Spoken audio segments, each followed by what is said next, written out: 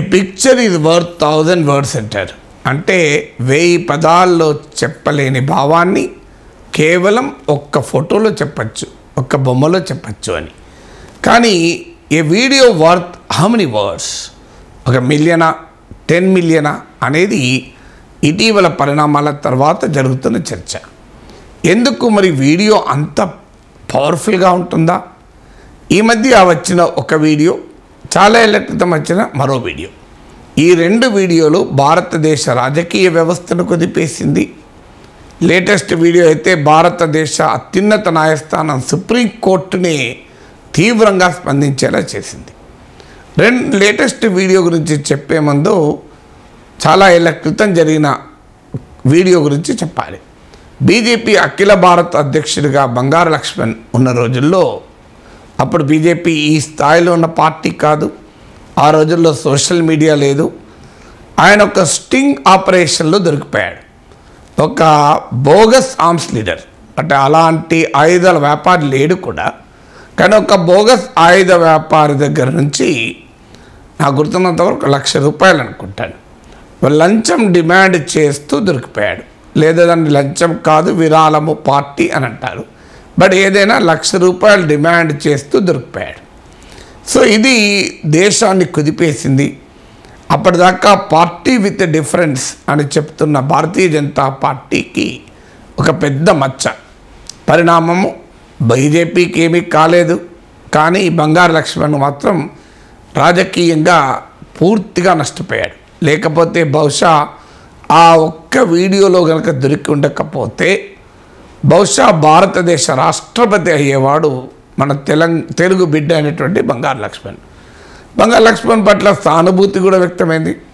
ఎందుకంటే మనందరికీ తెలుసు, రాజకీయ నాయకులు సొంతం కోసం, పార్టీ కోసం డబ్బులు తీసుకుంటారని.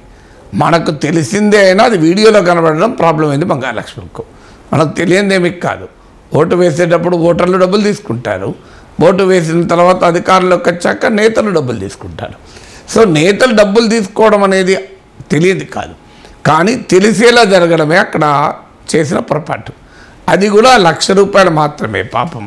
సో ఇప్పుడున్న రాజకీయ అవినీతి చూస్తే బంగారు లక్ష్మణ్ పార్టీ కోసం విరాళం తీసుకున్నా లేదా సొంతం కోసం తీసుకున్నా కూడా నైతికంగా ప్రశ్నే కావచ్చు. కానీ రియలిస్టిక్గా చూసుకున్నప్పుడు ఇప్పుడు 100 కోట్లు సంపాదిస్తున్న రాజకీయ నాయకులు చూస్తే కాస్తంతైనా బంగారు లక్ష్మణ్ పట్ల సానుభూతి కలుగుతుంది.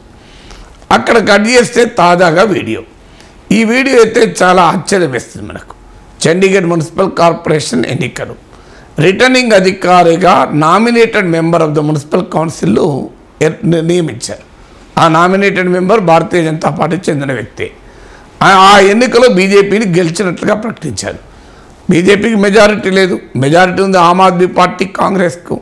మరి బీజేపీ ఎలా గెలిచింది అంటే రిటర్నింగ్ ఆఫీసరే స్వయాన బ్యాలెట్ పేపర్లను మారుస్తూ కనబడ్డాడు.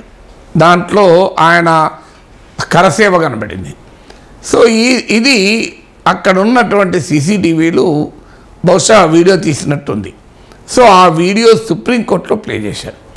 ఆ వీడియో చూసి సుప్రీంకోర్టు ఒక్కసారి కంగుతిన్నది. ఎందుకంటే ఇప్పటిదాకా ఇది జరగడం లేదు అని అనుకున్నాం.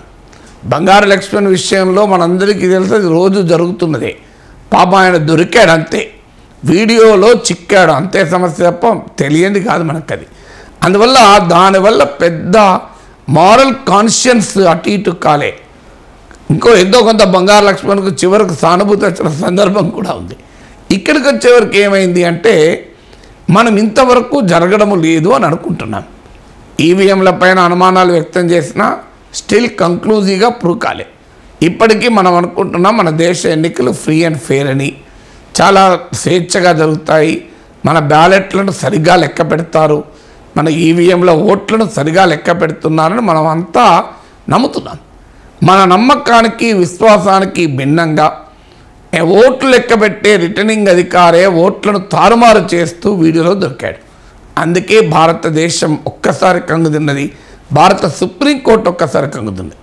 ఏ స్థాయిలో సుప్రీంకోర్టు కంగుతిన్నదంటే మళ్ళీ ఎన్నికకు ఆదేశించకుండా ఓడిపోయిన అభ్యర్థిని గెలిచినట్టు సుప్రీంకోర్టు ప్రకటించాల్సి వచ్చింది. రిటర్నింగ్ ఆఫీసర్ తారుమారు చేసిన ఓట్లను సుప్రీంకోర్టు సరిగా లెక్కపెట్టి ఎన్నికలని మార్చేసింది. సో ఈ